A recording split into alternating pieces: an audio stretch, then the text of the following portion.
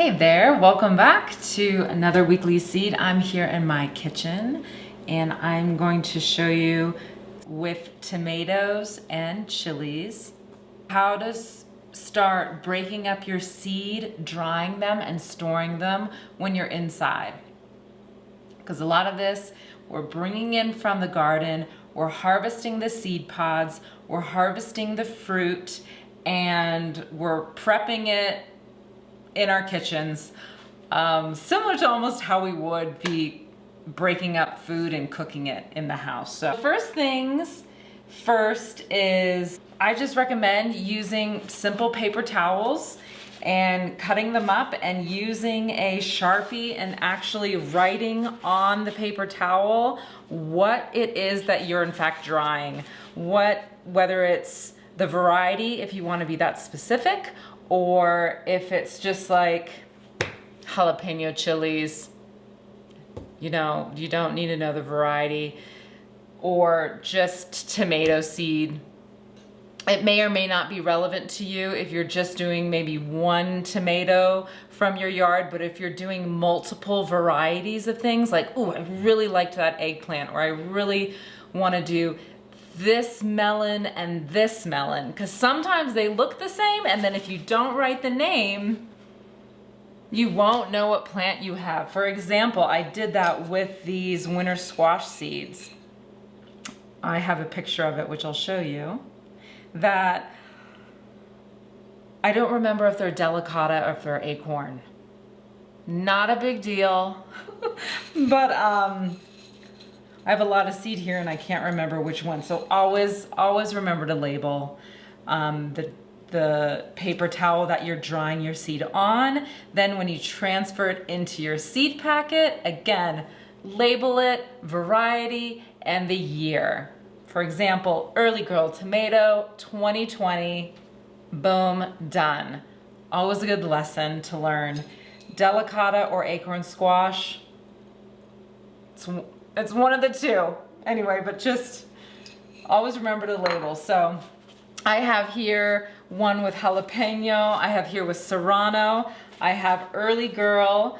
I have Anaheim chili seeds drying, sweet red bell peppers drying, and yeah, I've got that going on. I'm gonna make another one for this tomato variety, which I don't know the variety name.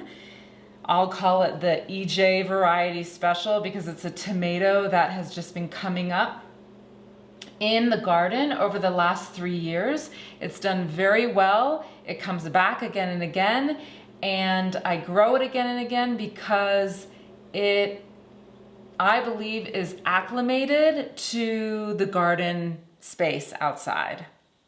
It does really well. It's a beautiful fruit. It's tight, low growing, but it still puts off a lot of nice fruit in the late summer. So 2 tomato varieties.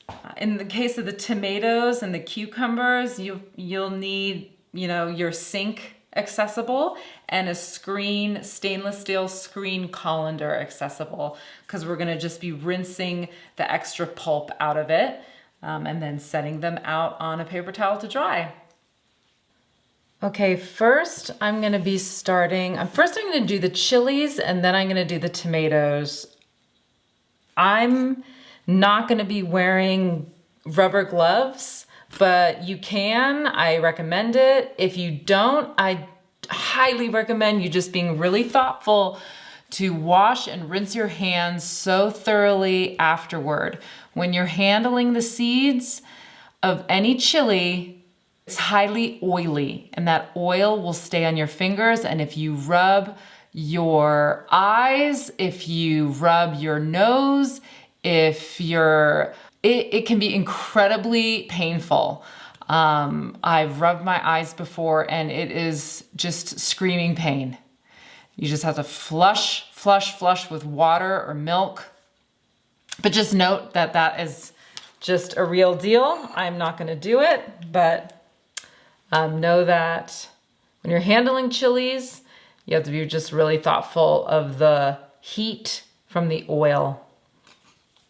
So I'm taking a little paring knife I'm just gonna open up the chili, slice it right on down the center. Oops, excuse me.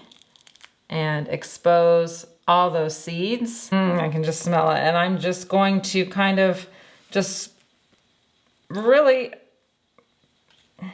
get them off. Oh, shoot. They're light, they're delicate.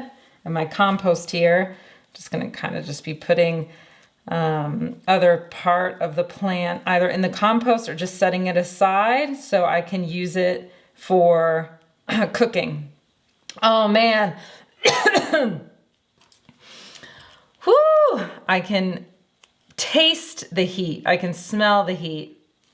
I just coughed because of that. So this is what you do. These are fully mature. They went from green to red, and I'm just kind of picking out these seeds, putting them on the paper towel. I'm gonna leave them here for a few weeks until they're super dry. And then I'm gonna, like I said, transfer them into a paper towel, a little envelope. So here I'm just speeding it up, showing you, just finishing up with the serranos. I do the same thing with jalapenos. I did the same thing with Anaheim, a variety of chili that I really, really love. It makes great chili relleno, great chili, roasted chili, and same thing with the red bell pepper. With these smaller ones too, certainly with the serranos or the cayennes, you can dry the actual chili pod. And then when you break that apart, you can grind that into actual cayenne powder, red chili powder, and then you can extract the seeds at that time too. So that's an option for smaller chilies. All right, let's start with this mushy one. I'm gonna use a bowl because these are just gonna be really juicy.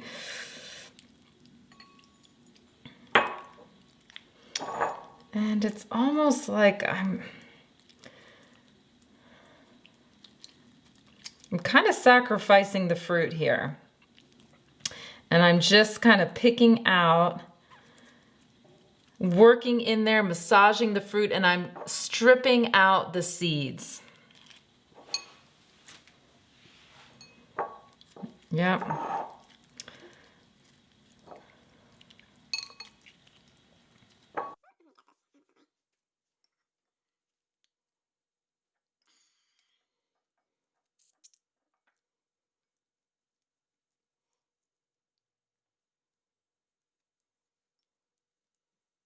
So the seeds that you'll notice are all kind of clustered in the center of that juicy fruit. Okay. So that's that one variety. You know, this is just one way to do it.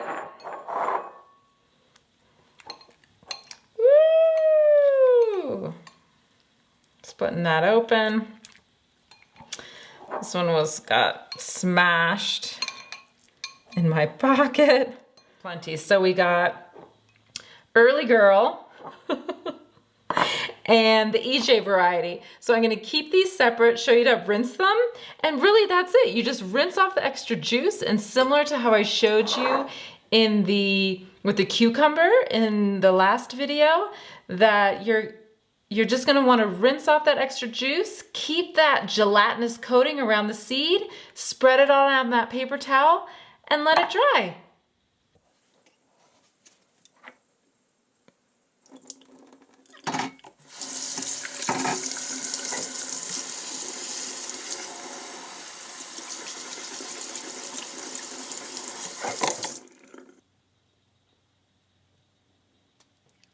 Here it is. You can really see that sort of gelatinous coating around it.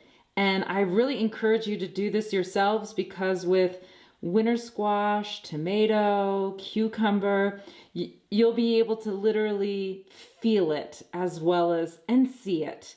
There's only so much you can get with this video. But here is rinsed tomato seed.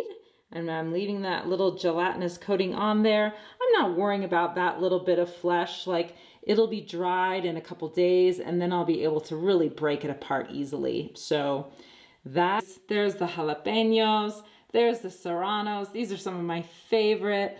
I got my sweet bells. Ooh, I got my Anaheims. There it is for you, you know? And then once these are dry, oh, here's my, I think this is delicata. Anyway, but there you have it. And then in a few weeks, I'll be able to just store all these away, ready for the next season. All right, there you have it. I hope that was inspiring, that was exciting. Know that you can save your seeds if they're in optimal conditions. You can save them for a few years. So that opens up a few things. One, you can continually replenish your seeds. Definitely label them and put the years so you can almost have lots of your seed varieties, if you will. You can share them. You can do it every other year. Certainly if you're a home gardener. If you want to scale, yes, do it every year so you can have seeds for your following year's crops. It's super cool. So I hope you get out there. I hope you start exploring and breaking things up, planting seeds, growing food so you can then save the seeds and continue the life cycles into the future. All right, I'll see you next time.